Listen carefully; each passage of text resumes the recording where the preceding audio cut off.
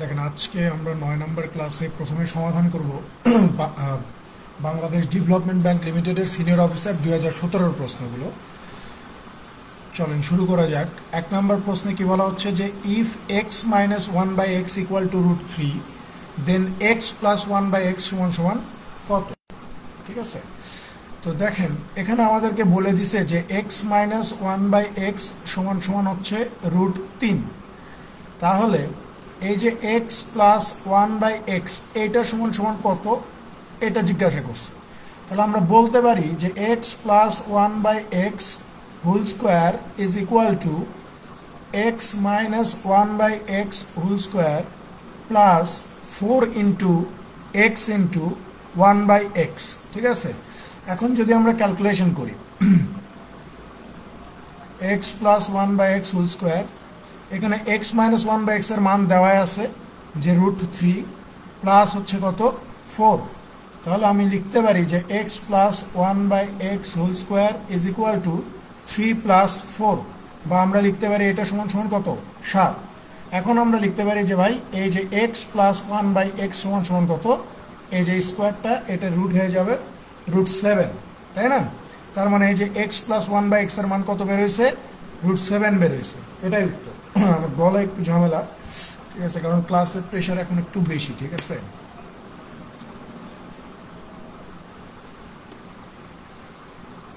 আশা করি শোনা যাচ্ছে, মানে শুনতে পারবেন এমন একটা সিচুয়েশন আছে।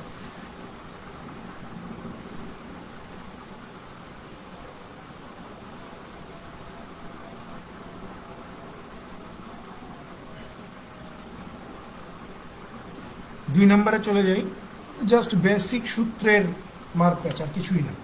লগের অঙ্ক এখানে বলা হচ্ছে যে এই যে লগ বেজ হচ্ছে x 1/9 ইজ ইকুয়াল টু কত -2। সো আমরা এগুলো প্রথম ক্লাসে শিখছিলাম বোধহয়, তাই না? মানে এই -2টা এই যে x এর উপরে চলে আসবে আর এইটা এই পাশে চলে যাবে, তাই না? তাহলে আমি লিখতে পারি যে x 1/3 স্কোয়ার 1/3 স্কোয়ার লিখতে পারি। এখন আমরা এইটাকে আবার লিখতে পারি কি, এইটাকে আমরা কিভাবে লিখতে পারি, এই যে 3 পাওয়ার -2 লেখা যায় না, 3 পাওয়ার -2 লেখা যায়। তাহলে দেখেন পাওয়ার আর পাওয়ার মিলে গেছে, তার মানে কি বেস দুইটা সমান হয়ে যাবে। তাহলে x সমান সমান কত লেখা যায়, x সমান সমান 3 লেখা যায়। এই যে অপশন ডি উত্তর।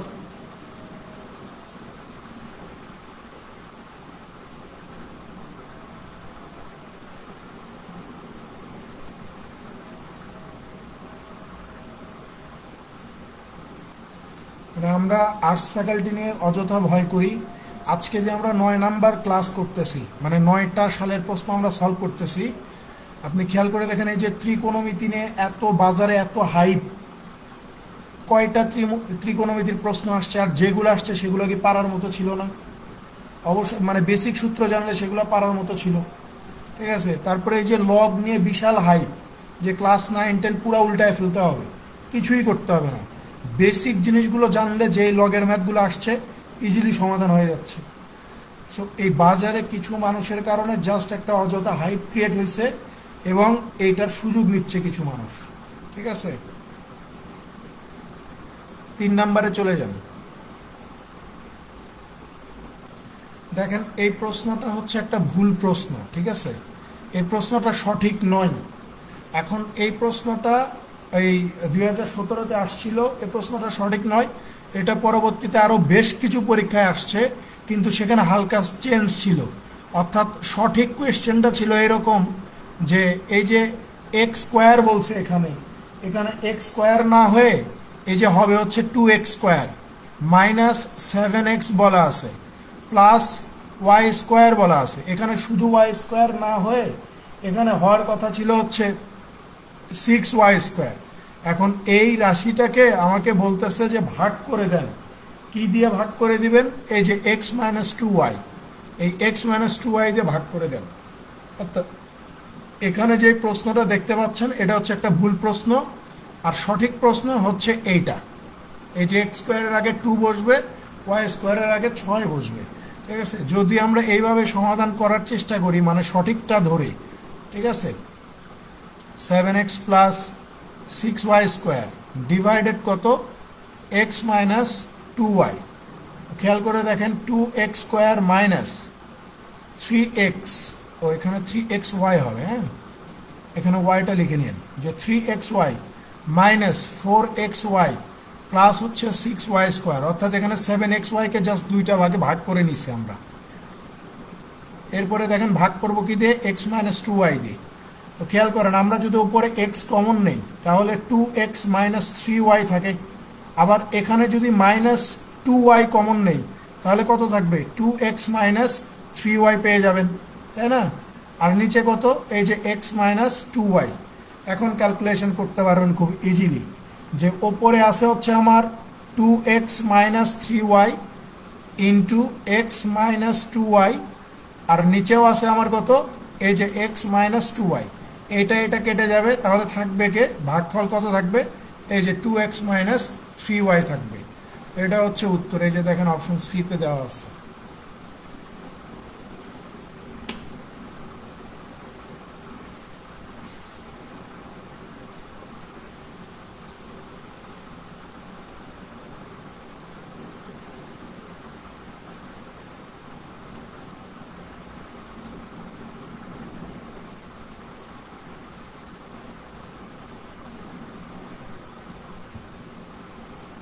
পরেরটাতে চলে যান।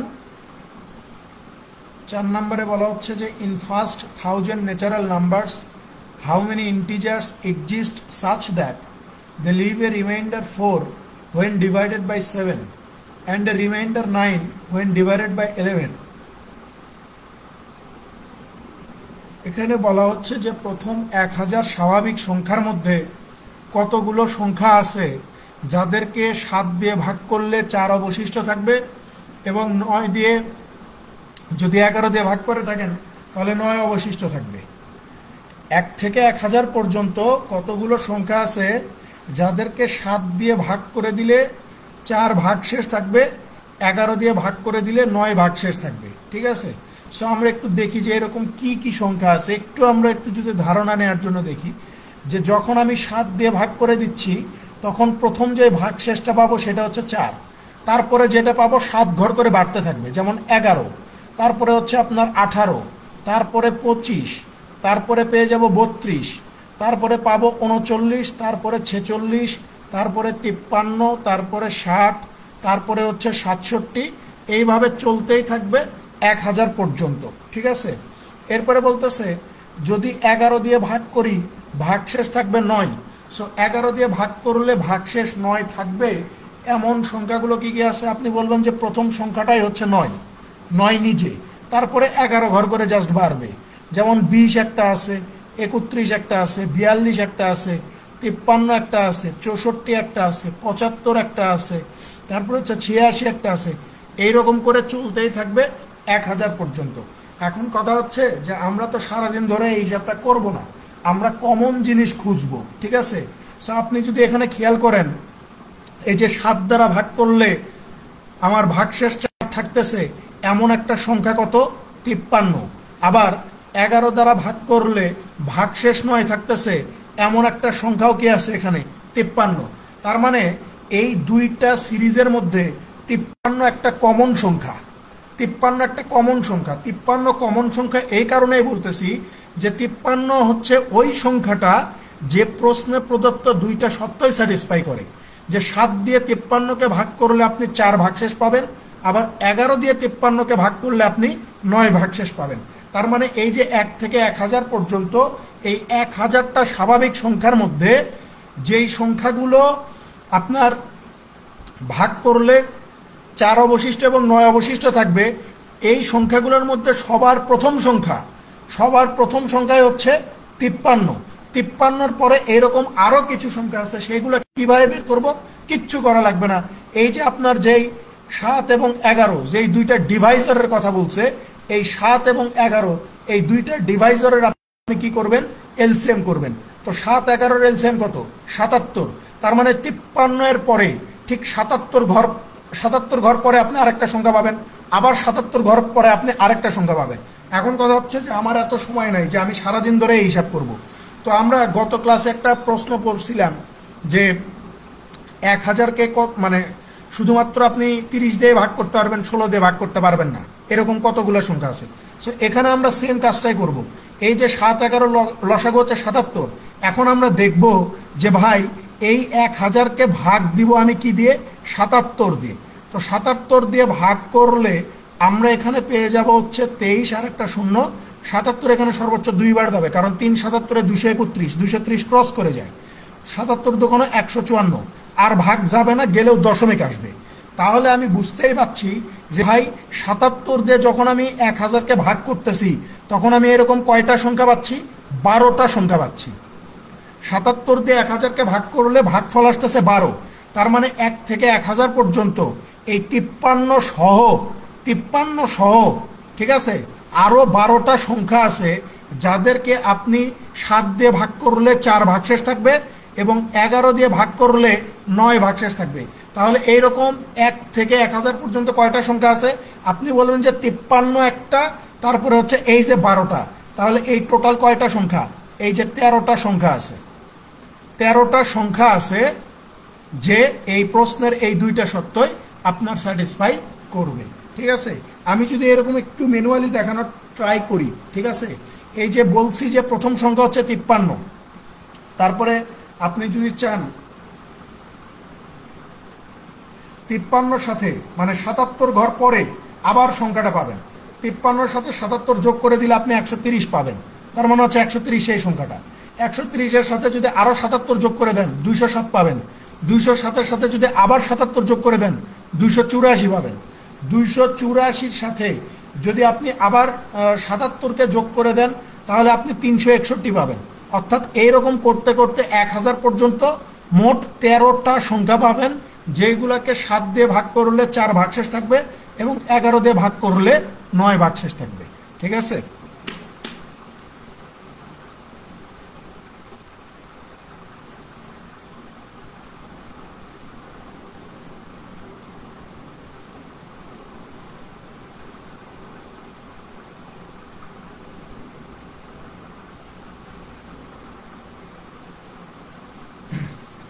পরেরটাতে চলে যান। এটা রিপিট প্রশ্ন, এটা বাংলাদেশ ব্যাংক এডিট 2018-তে, অর্থাৎ প্রথম ক্লাসে এই প্রশ্নটা সমাধান করে দেওয়া হয়েছে। ঠিক আছে, রিপিট কোয়েশ্চেন, এটা উত্তর খুব সম্ভবত 9 হবে।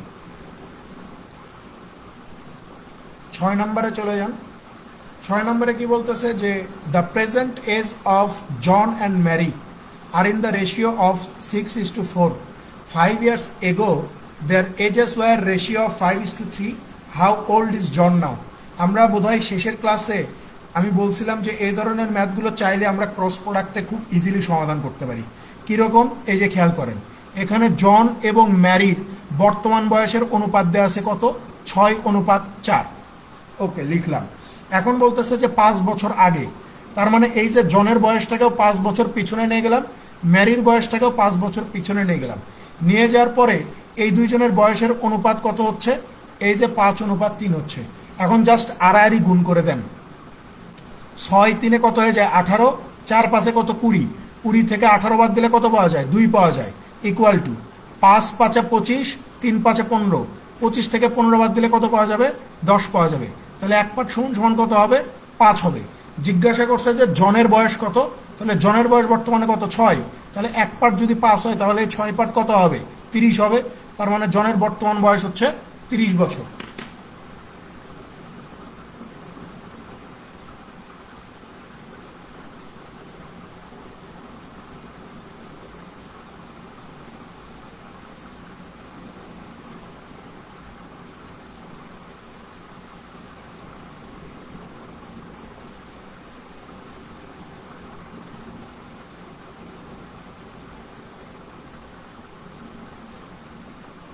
পরেরটাতে চলে যান। 7 নাম্বার।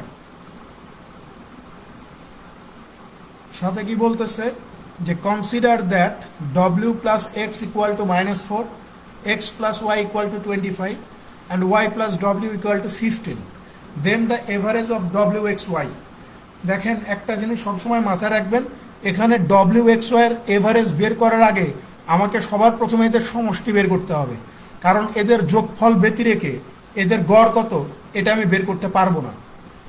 সো আমরা যদি প্রশ্নে প্রদত্ত এক্সপ্রেশনগুলো যদি একটু খেয়াল করি, যে ডব্লিউ প্লাস এক্স এটা সমান সমান বলছে -4, তারপরে বলতেছে যে এক্স প্লাস ওয়াই এটা সমান সমান হচ্ছে 25, তারপরে বলতেছে যে ওয়াই প্লাস ডব্লিউ এটা সমান সমান কত 15। সো আমার লাগবে আগে এই তিনটার যোগফল। সো আমরা যদি সবগুলা যোগ করে দেই, এখানে পেয়ে যাব 2x 2y এবং 2w, তাই না? তাহলে 25 15 40, 40 থেকে 4 বিয়োগ করে দিলে এই যে 36। আমি যদি এখানে 2 কমন নেই, তাহলে x plus Y plus W is equal to 36। তাহলে এই যে x plus Y plus W is equal to কত? আপনি বলবেন যে ভাইয়া 18। তাহলে এই যে এই তিনটার গড় বের করতে গেলে সমষ্টির দরকার ছিল, সমষ্টি বের করে ফেলছে 18। এখন চাইলেই আমরা এই তিনটার এভারেজও বের করতে পারি, যে এই তিনটার সমষ্টি যদি 18 হয় তাহলে এই তিনটার গড় কত হবে? এই যে 3 6 18, 6 হয়ে যাবে হচ্ছে গড়।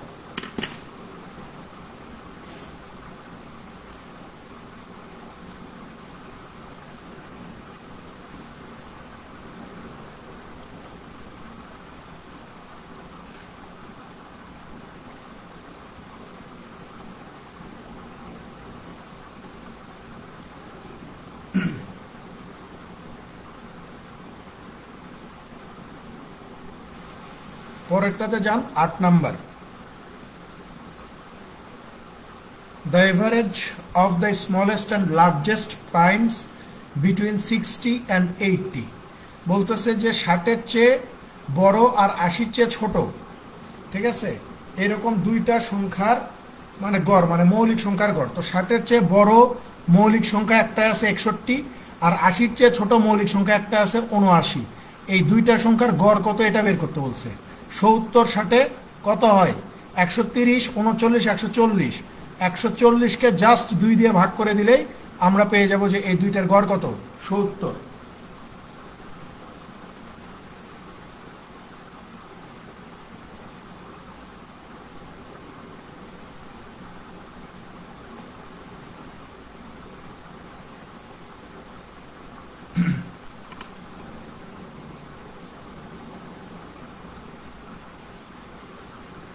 পরেরটাতে চলে যান, 9 নাম্বার। এখানে বলা হচ্ছে যে if the interest of taka H at 8% in 4 years is taka H, then H equal to what? বলতেছে যে এইচ টাকার ওপরে 8% হারে 4 বছরের সুদ যদি এইচ টাকা হয় তাহলে এইচ এর মান কত? তার মানে এখানে প্রিন্সিপালটা হচ্ছে এইচ টাকা, সুদের হার যেটা সেটা হচ্ছে আমার 8%, সময় 4 বছর, তাহলে সুদের পরিমাণ কত? এই যে এইচ টাকা। এইচ আর এইচ কেটে দিলাম, 4 100-র ভিতরে যাবে 25 বার, তাহলে এই যে এইচ সমান সমান কত লেখা যায়? 25। তার মানে এইচ এর ভ্যালু কত? 25 হবে।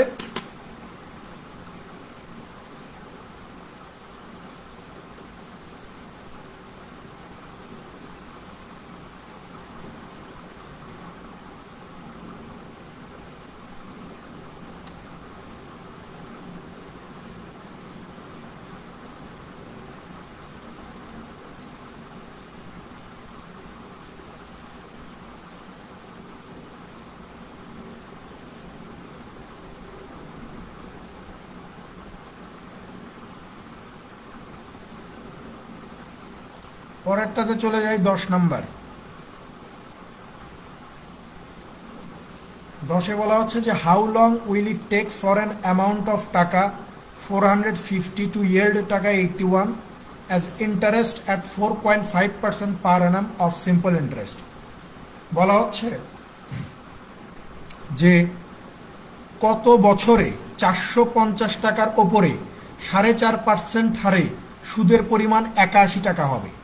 ঠিক আছে, কত বছরে 450 টাকার উপরে 4.5% হার সরল সুদে আপনার টোটাল সুদ 81 টাকা হবে। সো আমরা কি জানি যে টাইম কিভাবে বের করতে হয়? ফর্মুলা কি? এই যে 100 গুণন মোট সুদের পরিমাণ, আর নিচে কি লিখতে হয়? প্রিন্সিপাল ইনটু কি লিখতে হয়? এই যে রেট পার্সেন্ট যেটা সেটা লিখতে হয়। তাহলে এই যে 100 গুণন, এখানে সুদের পরিমাণ কত? 81 টাকা। প্রিন্সিপাল কত? এই যে 450 টাকা। আর এই যে 4.5%, এই 4.5কে আমরা কি লিখতে পারি? 9/2 লিখতে পারি। তারপর এখানে কি হয়ে যাবে, এই যে 100 গুণন 81, এই দুইটা ওপরে উঠে যাবে, আর নিচে কি থাকবে, এই যে 450 গুণন 9 থাকবে। 9 এটার ভিতরে 9 বার, 9 এটার ভিতরে যাবে 50 বার, 50 এটার ভিতরে 2 বার, 2 আর 2 গুণ করে দিলে আমরা উত্তর পেয়ে যাব যে ভাই 4 বছর সময় লাগবে এখানে, 4 বছর। অপশন এ উত্তর।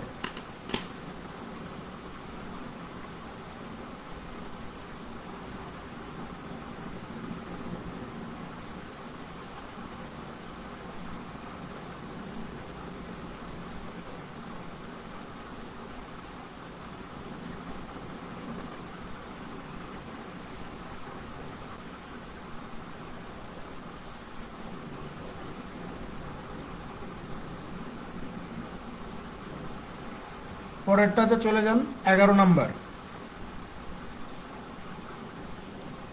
11তে কি বলা হচ্ছে যে taka 5000 is deposited in a savings account which pays 7% annual interest compounded semi annually to the nearest taka, how much is at the end of the year. বলতেছে যে 5000 টাকার ওপরে 7% হার ষান্মাসিক চক্রবৃদ্ধি সুদে এই টাকাটা 1 বছরে কত টাকা হয়ে যাবে। ঠিক আছে, তাহলে আমাকে যেহেতু বলেই দিছে যে সেমি অ্যানুয়ালি কত, সেমি অ্যানুয়ালি সুদের পরিমাণ বের করতে হবে। তাহলে এখানে আমার প্রথম কাজ হচ্ছে সেমি অ্যানুয়ালির কথা বললেই রেট পার্সেন্টকে আগে 2 দিয়ে ভাগ করে দিতে হবে। তো এই 7%কে যদি আমরা 2 দিয়ে ভাগ করে দেই তাহলে এখন আমার রেট পার্সেন্ট কত হয়ে যাবে, 3.5%। কারণ আমি 6 মাস পর পর সুদের হিসাব করব। আমরা এটাও জানি, বা আমি এটা সাধারণত স্টুডেন্টদেরকে বলি যে কম্পাউন্ড ইন্টারেস্ট সলভ করতে গেলে কোনো সূত্রের দরকার হয় না, সূত্র লাগে না কম্পাউন্ড ইন্টারেস্টের ম্যাথ সমাধান করতে গেলে। আমরা ম্যাক্সিমাম মানুষজন, ম্যাক্সিমাম টিচার এগুলো সূত্র দিয়ে প্রয়োগ করি। ঠিক আছে, সূত্র লাগে না কম্পাউন্ড ইন্টারেস্টের ম্যাথ সলভ করার জন্য, কোডিং মেথড বেস্ট। ঠিক আছে, সো এখানে আমরা এখন যে কাজটা করব যে 1 বছরে আমাকে সুদের হিসাব করতে হবে কয়বার, 2 বার না, কারণ 6 মাস পর পর সুদের হিসাব করব। তো বছরে আপনি যতবার সুদের হিসাব করবেন ঠিক তত বছরের কোড বসবে। তাহলে এখানে 1 বছরের সুদের হিসাব করব 2 বার, তাহলে 2 বছরের জন্য কোড কত, এই যে 2:1। 3 বছরের জন্য 3:3:1। 4 বছরের জন্য 4:6:4:1। সাধারণত 4 বছর পর্যন্তই আসে। ঠিক আছে, তো এই যে 2:1 এগুলো আমরা এর আগের ক্লাসেও বোধহয় দেখছি। এখন আমরা হিসাব কিভাবে করব, আমার প্রথম কাজ হচ্ছে এই যে আমার মূলধন 5000 টাকা, এই 5000 টাকার 3.5%-এর হিসাব এখানে বের করা। এখানে দশমিক তুলে দিলাম, তাই এখানে আরেকটা শূন্য দিলাম। তাহলে 1000 এই 5000-এর মধ্যে 5 বার যাবে। তাহলে 5 30-এ 150, 5 25-এ 5 5-এ 25, তার মানে 150 আর 25-এ কত, 175। তার মানে এই 2 এর নিচে 175 লিখবো। তারপরে আমরা যেটা করব, কম্পাউন্ড ইন্টারেস্ট মানে হচ্ছে সুদের উপরে সুদ। তাহলে এই যে 175-এর ওপরে আবার আমরা 3.5% হিসাব করব। তাহলে এই যে 3.5% লিখলাম, এই দশমিক তুলে দিছি, তাই নিচে আরেকটা শূন্য দিব। 25 এখানে 7 বার, 25 এখানে 40 বার, 5 এখানে 7 বার, 5 এখানে 8 বার। তাহলে 7 7টা কত, 49। 49-এর ভিতর 8 কতবার যাবে, 7 7টা 49। 49-কে যদি আমি 8 দিয়ে ভাগ করি তাহলে কতবার যাইতে পারে, আপনি বলবেন যে ভাইয়া এখানে যাবে হচ্ছে 5 8 40, মানে 5 বার, মানে 5 দশমিক সামথিং কিছু একটা। ঠিক আছে, 5 দশমিক সামথিং, যেহেতু আমাকে প্রশ্নে বলেই দিছে যে অ্যাপ্রক্সিমেট নিয়ারেস্ট একটা ভ্যালু বের করো, তাই আমি একদম কাছাকাছি যাব। ঠিক আছে, একদম এক্সাক্ট ভ্যালু আমার বের করার দরকার নাই। তাহলে এখান থেকে আমি কম্পাউন্ড ইন্টারেস্ট কত পাচ্ছি, 175 আর 2 গুণ করে দিলে কত পাওয়া যাবে, 350 পাওয়া যাবে।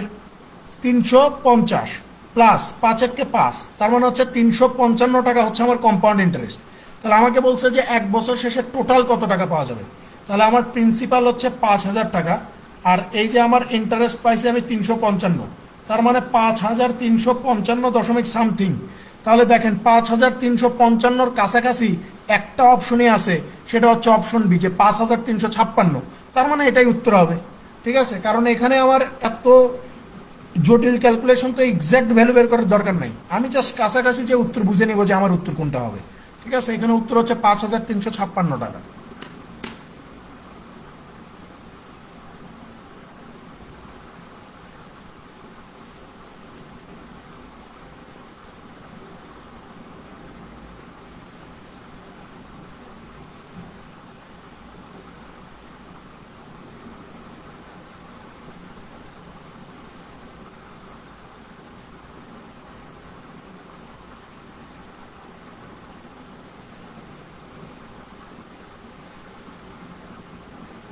পরেরটাতে চলে যান। দেখেন এখানে বলা হচ্ছে যে if the first and sixth term of a geometric series are respectively half and 1/64, then the common ratio is. আমি বারবার বলে দিচ্ছি যে পরীক্ষার আগের দিন রাতে একটু সূত্র টুত্র দেখে যান, কারণ এই ধরনের ম্যাথ হুট করে দিলে সূত্র ছাড়া আপনি প্রয়োগ করতে পারবেন না। এখানে হচ্ছে প্রথম পদ কত দেওয়া আছে, হাফ, আর ষষ্ঠ পদ দেওয়া আছে 1/64। সাধারণত ম্যাথ এটা তখন কঠিন হতো যদি বলতো যে মানে কততম পদ, বা ধরেন যে আরো বড় কোনো কিছু বলতো, যেহেতু ষষ্ঠ ছোটখাটো হিসাবে আছে, তার মানে ষষ্ঠ পদ কত 1/64। এখান থেকে আমরা এ আর, এই আর মানে হচ্ছে কমন রেশিও 6 - 1, ঠিক আছে, 1/64। এ মানে হচ্ছে প্রথম পদ, মান কত, এই যে 1/2, আর 6 - 1 করে দিলে কত পাবো, 5 পাবো। 2 এই 64-র ভিতরে কতবার যাবে, 32 বার যাবে, তার মানে 1/32 ইজ ইকুয়াল টু কত, r⁵। এখন আমরা কি লিখতে পারি, এই যে 1/2-র উপরে যদি আমরা পাওয়ার পাস করে দিই তাহলে কি হয়ে যাবে, 32 হবে, কারণ আমরা কি জানি 2 এর উপরে পাওয়ার পাস করে দিলে 32 পাওয়া যায়। তাহলে এখানে সমান সমান কত, r⁵।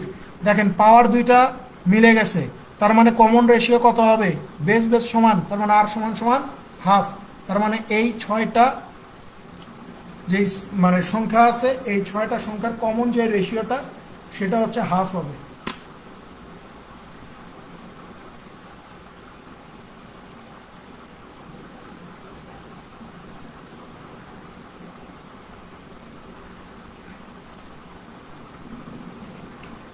সিরিজ, ত্রিকোণমিতি, জ্যামিতি, বীজগণিত, মেনসুরেশন, সূত্র অবশ্যই দেখে যাইতে হবে, তাছাড়া ধরাঘার চান্স আছে, কারণ ওইগুলোতে তেমন বোঝানোর কিছু নেই। আপনি সূত্র জানলে সূত্রতে বসাবেন, উত্তর বেরো আসবে। সূত্র না জানলে সারাদিন ধরে চেষ্টা করলেও ওই ম্যাথগুলো সলভ করা ঝামেলা হয়ে যাবে। 13 নম্বরে কি বলা হচ্ছে যে 3 workers X, Y and Z are paid a total of টাকা 5500 for particular jobs. X paid 133.33% of the amount paid to Y and Y is paid 75% amount paid to Z. How much is paid to Z? খেয়াল করে দেখেন, আমি আমার regular ব্যাচগুলোতে বলি যে ভাই মানে পার্সেন্টেজের ক্লাস দিয়ে শুরু করি তো, এবং বলি যে পার্সেন্টেজ থেকে ফ্র্যাকশনাল ভ্যালুগুলো আপনাকে জানতে হবে। যেমন এই যে 133.33%, এইটা নিয়ে চাইলে আপনি পরীক্ষার হলে ক্যালকুলেশন করতে পারবেন না, এত মানে ইয়ে হয় নাই, ঠিক আছে। এই 133.33%-এর ফ্র্যাকশনাল ভ্যালু হচ্ছে 4/3। এই 4/3 নিয়ে হিসাব করা খুবই সহজ 133.33%-এর চেয়ে। আবার এই যে 75%-এর ফ্র্যাকশনাল ভ্যালু হচ্ছে 3/4।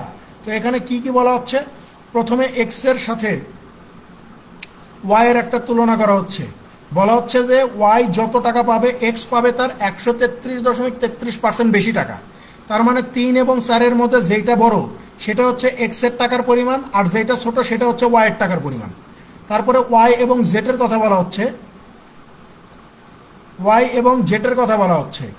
যে জেড যত টাকা পাবে ওয়াই পাবে তার 75% টাকা। তার মানে 3 এবং 4 এর মধ্যে যেটা বড় সেটা হচ্ছে জেড এর টাকার পরিমাণ, আর যেটা ছোট সেটা হচ্ছে ওয়াই এর টাকার পরিমাণ।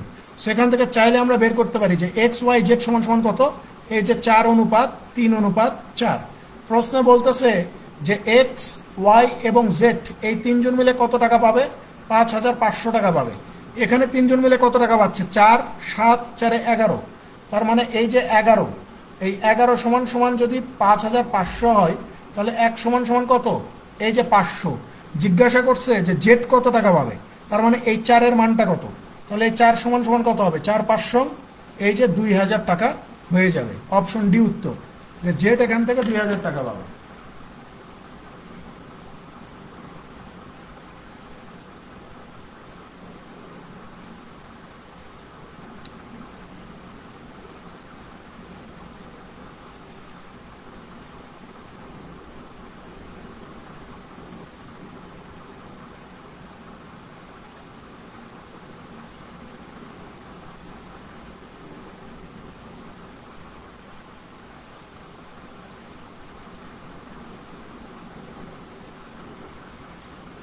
পরেরটাতে চলে যাই, 14 নাম্বার।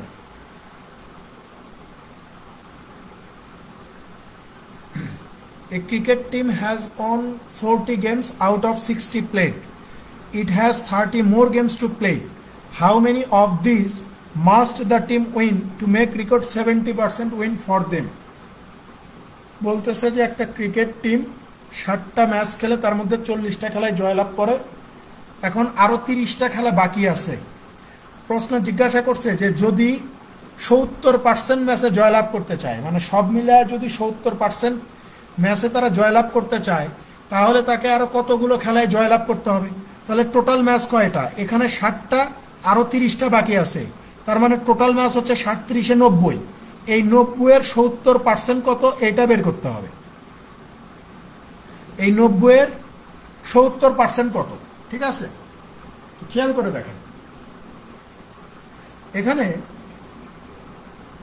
90 এর 70% হচ্ছে এই 0 এই 0 এই 0 এই 0 কেটে দেন, তার মানে কত? 7 নং 63টা খেলায় জয়লাভ করা লাগবে, 63টা খেলায় জয়লাভ করতে হবে। এখন যদি 63টা খেলায় জয়লাভ করা লাগে 70% ম্যাচে জয়লাভ করতে গেলে, তো 63-র মধ্যে তো 40টা খেলায় এমনিতেই জয়লাভ করেই আছে, তার মানে এই যে 63 থেকে এই 40কে বাদ দিতে হবে। 63 থেকে 40কে বাদ দিলে আমাদের আরো কয়টা ম্যাচে জিততে হবে? এই যে 23টা ম্যাচে জিততে হবে। এখানে সঠিক উত্তরটা দেওয়া নাই। 63টা ম্যাচ জিতলে 70% খেলায় জয়লাভ করতে পারবে। তো 63টার মধ্যে তো অলরেডি 40টা জিতেই আছে, তার মানে আরো জিততে হবে কয়টা? 23টা। তো এখানে সঠিক উত্তরটা নাই, সঠিক উত্তর হচ্ছে 23।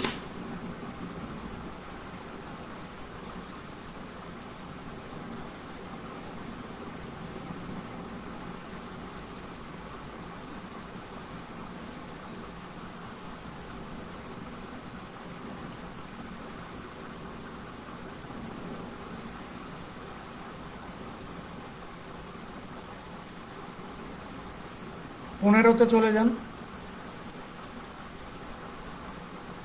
এখানে বলা হচ্ছে যে what is the original price of a T shirt if the sale price after 15% discount is 272। বলতেছে যে একটা টি শার্টের অরিজিনাল দাম কত যদি 15% ছাড় দেওয়ার পরে এটার দাম 272 টাকা হয়। তাহলে আমি ধরেই নিচ্ছি যে এই শার্টটার অরিজিনাল প্রাইস ছিল 100%, এখান থেকে আপনি ডিসকাউন্ট পাইছেন কত? 15%। তার মানে সেল হচ্ছে কয় টাকায় সেল হচ্ছে? আপনি বলবেন যে 85% দামে সেল হচ্ছে। সো আমাদের এখানে যেটা 85%, প্রশ্নে সেটা কত? 272। জিজ্ঞাসা করছে যে অরিজিনাল প্রাইস অর্থাৎ 100% কত হবে? এই যে 272 গুণন হচ্ছে 100 ডিভাইডেড হচ্ছে 85, 5 20 বার, 5 এখানে 17 বার, 17 এখানে একবার যাবে, 10 2 102, 6 17 102, তার মানে হচ্ছে 16 দোকানে 32 আর একটা শূন্য, 320 টাকা হচ্ছে ওই টি শার্টটার অরিজিনাল প্রাইস।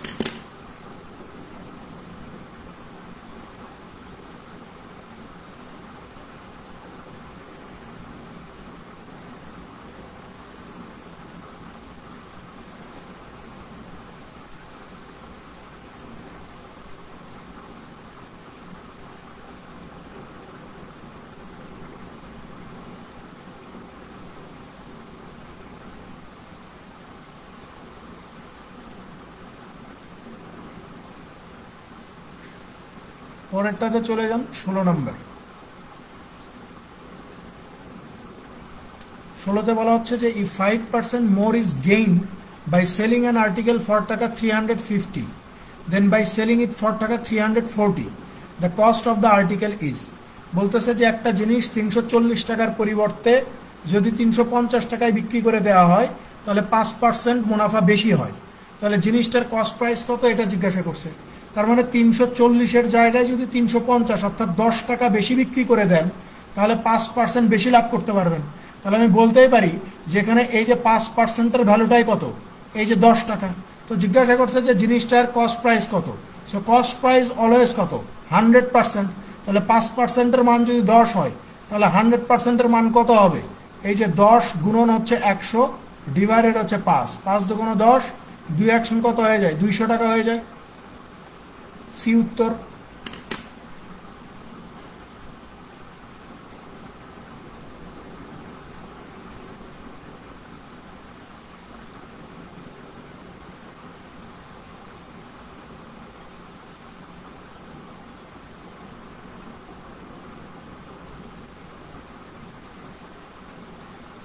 পরেরটাতে চলে যান 17 নাম্বার। 17তে কি বলতেছে যে a grocer buy some eggs at taka 3 each. বলতেছে যে একজন দোকানদার প্রত্যেকটা ডিম 3 টাকা করে কিনে। He find 12 of them are broken. সে দেখলো যে এই যতগুলা ডিম কিনছে তার মধ্যে 12টা ভেঙে গেছে। But he sells other at টাকা 4 ইচ, এবং সে বাকি ডিমগুলো 4 টাকা দরে বিক্রি করে দিল। অ্যান্ড মেক্স প্রফিট অফ টাকা 96। এতে করে তার 96 টাকা মুনাফা হয়। How many eggs did he buy? তাহলে সে কতগুলো ডিম কিনেছিল? আমি ধরেই নিচ্ছি যে সে টোটাল ডিম কিনেছিল এক্স সংখ্যক, তার মধ্যে ভেঙে গেছে কয়টা? 12টা। তার মানে ভেঙে যাওয়া যদি 12টা হয় তাহলে ভালো কন্ডিশনে আছে কয়টা? আপনি বলবেন যে এক্স মাইনাস 12 এই সংখ্যক ভালো কন্ডিশনে আছে। তাহলে খেয়াল করে দেখেন, প্রফিট হচ্ছে যেহেতু, তাহলে আমরা জানি যে সেলিং প্রাইস থেকে কস্ট প্রাইস বাদ দিলেই এখানে প্রফিট পাওয়া যায়। তো এখানে সেলিং প্রাইস কত? প্রত্যেকটা ডিম বেচতেছে কত করে? 4 টাকা করে বিক্রি করতেছে। তাহলে যেইগুলা ভালো সেগুলোই তো 4 টাকা দরে বিক্রি করছে। তার মানে ভালো আছে হচ্ছে এক্স মাইনাস 12 সংখ্যক। এই প্রত্যেকটা ডিমের দাম কত? 4 টাকা করে। মাইনাস কিনছে কয়টা? এক্স সংখ্যক। কত করে কিনছে? প্রত্যেকটা কিনছে 3 টাকা দরে। তাহলে এই যে কস্ট প্রাইস হচ্ছে 3x, এই যে সেলিং প্রাইস থেকে কস্ট প্রাইস বাদ দিলে এই যে আমরা মুনাফা পেয়ে যাব 96। এখন ক্যালকুলেশন করেন, 4x মাইনাস 48 মাইনাস হচ্ছে 3x ইজ ইকুয়াল টু 96। তাহলে 4x থেকে 3x বাদ দিলে x, 96 আর 48 যোগ করে দিলে এই যে 144। তার মানে ওই মানুষটা ডিম কিনেছিল কয়টা? 144টা।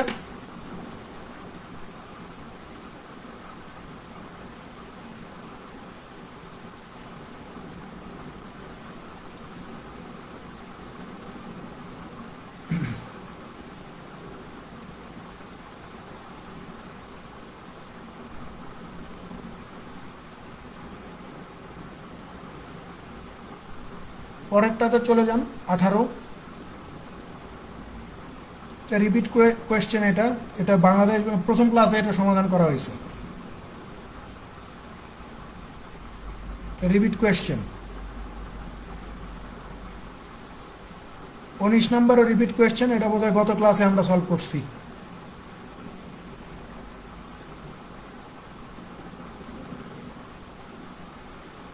বিশ নম্বরে চলে যান। এখানে বলা হচ্ছে যে a card is randomly drawn from a deck of 52 cards, what is the probability of getting a king or queen? বলা হচ্ছে যে 52টা কার্ডের মধ্য থেকে আপনি র্যান্ডমলি একটা কার্ড উঠাবেন, তাহলে সেই কার্ডটা কিং অথবা কুইন হওয়ার সম্ভাবনা কত? যেই কার্ডটা আপনি র্যান্ডমলি উঠাচ্ছেন সেটা কিং কার্ড অথবা কুইন কার্ড হওয়ার সম্ভাবনা কত?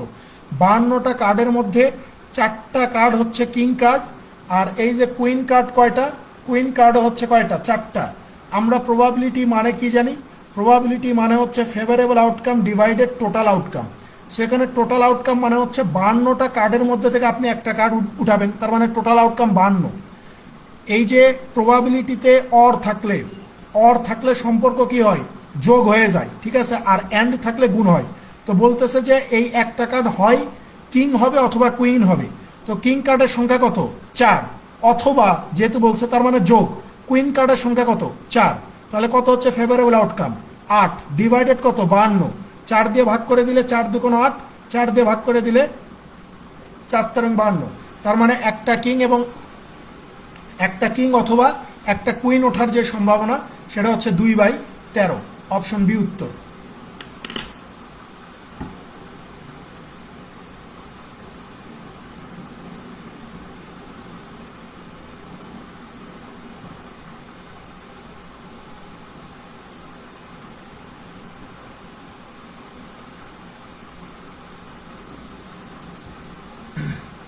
পরেরটাতে চলে যাই 21 নাম্বার। এখানে বলা হচ্ছে যে in the triangle ABC if AB is greater than AC then which of the following is true? এখানে দেখেন, এখানে একটা ত্রিভুজ আছে, ত্রিভুজটা হচ্ছে এইরকম। আমি একদম এক্সাক্ট আঁকাইতে পারতেছি না, তবে এরকম, ঠিক আছে? তো এখানে বলা হচ্ছে যে এই যে এবিসি ত্রিভুজে এই এবি বাহুটা এসির চেয়ে বড়। এই যে বলে দিছে এবি বাহুটা হবে এসি বাহুর চেয়ে বড়। তাহলে নিচের কোনটা সত্য? আমরা সবাই জানি যে ত্রিভুজের সবচেয়ে বড় বাহুর বিপরীতে সবচেয়ে বড় কোণ থাকে। তো এখানে সবচেয়ে বড় বাহু হচ্ছে এবি, এই এবির বিপরীতে যে কোণটা আছে এই সি কোণ, এটা সবচেয়ে বড় হবে। তার মানে এই যে অপশন ডি উত্তর, যেখানে এই যে কোণ এ সি বি এইটা গ্রেটার হবে কার চেয়ে, কোণ এ বি সির চেয়ে। ঠিক আছে, অপশন ডি উত্তর। এটা মাথায় রাখবেন যে ত্রিভুজের সবচেয়ে বড় বাহুর বিপরীতে সবচেয়ে বড় কোণ থাকে। আর অপশনগুলোর দিকে তাকালে যেহেতু বোঝা যাচ্ছে যেখানে একটা মানে কোণের সাথে কোণের একটা কম্প্যারিজন চলতেছে, তাহলে এটা খুব ইজিলি বলতে পারি যে angle A CB is greater than angle A B C. ঠিক আছে, অপশন ডি উত্তর।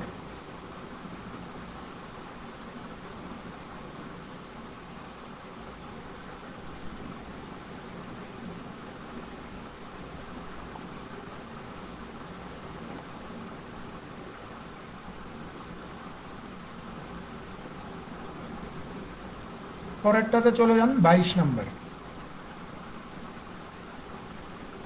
দেখেন এখানে বলা হচ্ছে যে the length of two sides of right angle triangle 13 centimetre and 5 centimetre respectively, the length of the third side. বলতেছে যে একটা সমকোণী ত্রিভুজের দুইটা বাহুর দৈর্ঘ্য দেওয়া আছে 5 আর 13, তাহলে তৃতীয় বাহুটা কত? সমকোণী ত্রিভুজের মোটামুটি এই জিনিসগুলো একটু মাথায় রাখবেন, যেমন 3 4 5, তারপরে হচ্ছে আপনার 5 12 13, ঠিক আছে, তারপরে হচ্ছে 6 8 10, এরকম আরো কিছু আছে, কিন্তু এই তিনটাই সবচেয়ে বেশি ব্যবহার হয়। মানে ট্রিপলেটগুলো মাথায় রাখলে হবে। যেমন এখানে 5 আর 13 সেন্টিমিটার দেখা মাত্রই আপনার মাথায় গেঁথে যাবে যে ভাই একটা ট্রিপলেট আছে 5 12 13, তো এখানে 5 মিলতেছে 13 মিলতেছে, তার মানে 12 মিসিং আছে, তার মানে এটা কত হবে? ইকুয়াল টু 12 হবে। অথবা আপনি সূত্র প্রয়োগ করতে পারেন যে 5 স্কোয়ার প্লাস এটা ধরেন বেজ, এটা ধরেন যে হাইট এইচ স্কোয়ার, অতিভুজ কত? এই যে 13, তাহলে এটা হচ্ছে 169 মাইনাস 5 5 25, তাহলে এই যে লম্বটা কত হবে? এইচ স্কোয়ার সমান সমান হচ্ছে 144, তাহলে এইচ সমান সমান কত? আন্ডার রুট 144, তাহলে এইচ সমান সমান কত হবে? এই যে 12 হবে। হয় আপনি সূত্র প্রয়োগ করবেন পিথাগোরাসের, অথবা ট্রিপলেটগুলো একটু মাথায় রাখবেন, তাহলেই হবে।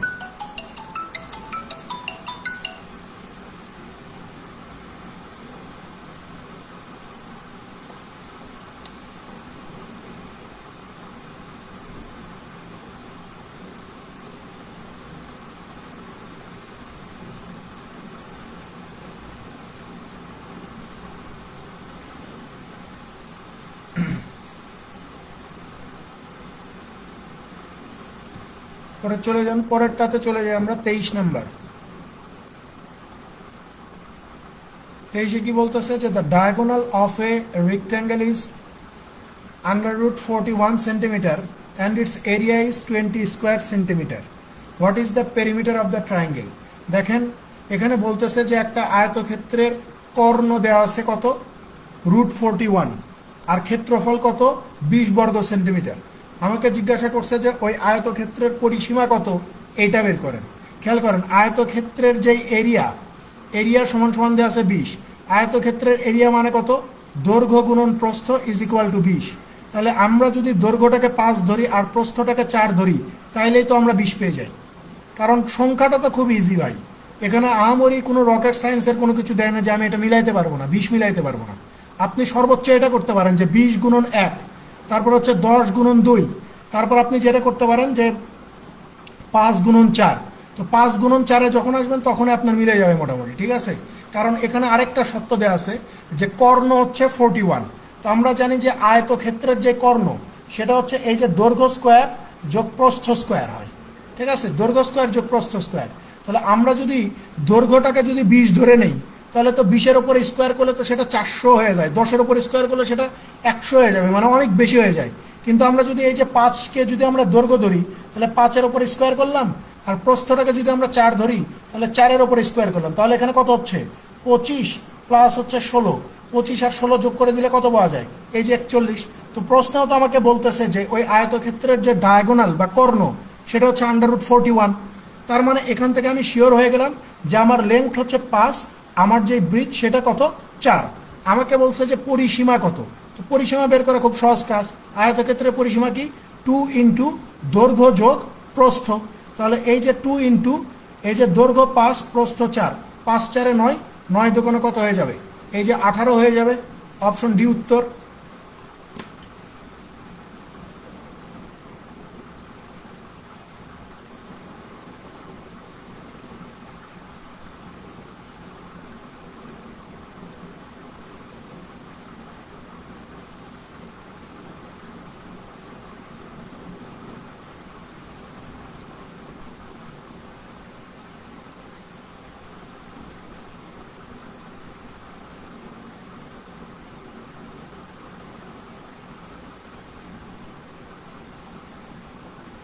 লাস্ট ম্যাথ দেখেন 24 নম্বর, এটা রিপিট কোয়েশ্চেন, এটা আমরা গত ক্লাসেই পড়ে আসছি। 2√3 হবে উত্তর, হচ্ছে রিপিট কোয়েশ্চেন। তো এই হচ্ছে মোটামুটি আমাদের বাংলাদেশ ডেভেলপমেন্ট ব্যাংক লিমিটেডের সিনিয়র অফিসারের প্রশ্ন, ঠিক আছে।